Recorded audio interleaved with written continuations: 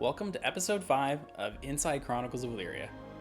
Our original intention for this episode was to take another look at Milestone 1, our progression through it, and the challenges we faced along the way. But having been closely following your feedback via email, as well as across social media, it's clear that there's plenty of questions still surrounding the project, and especially Kingdoms of Elyria and how it directly relates to Chronicles of Elyria.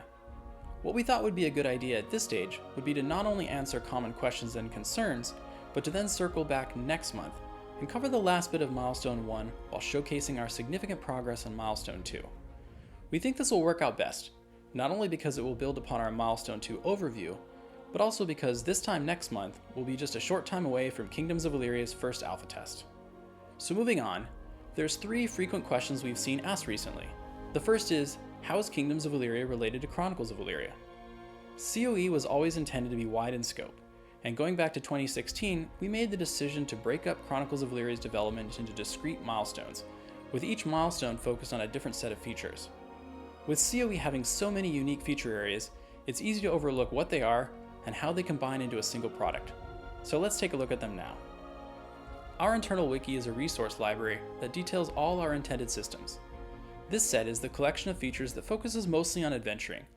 They're tactile in nature, and they represent the feel of the game. We started development on these mechanics first in our single-player offline experience called Prologue: The Awakening.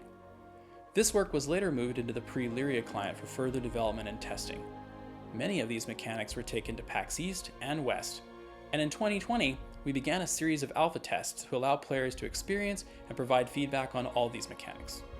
While most of those adventuring mechanics are designed to be enjoyed either single-player or multiplayer, there's a separate set of features that really do require a multiplayer game to test.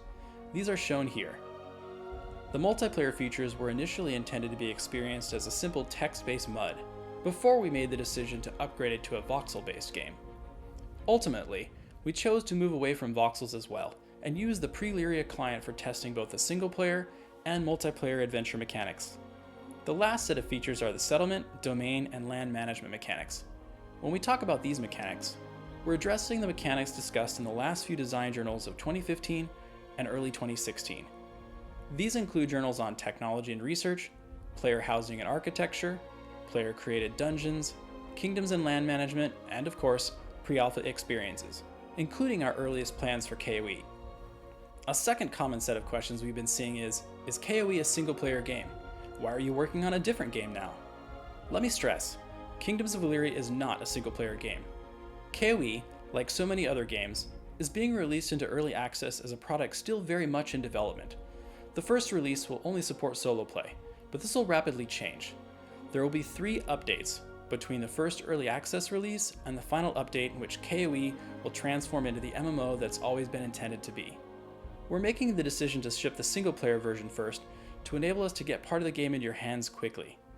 As we develop all the KOE systems, and in order for the settlement management to be fun in COE, we wanted to retain the ability to test those features independently of the larger domain mechanics. Once we chose to initially ship it in a single-player state, there was no reason to then remove it.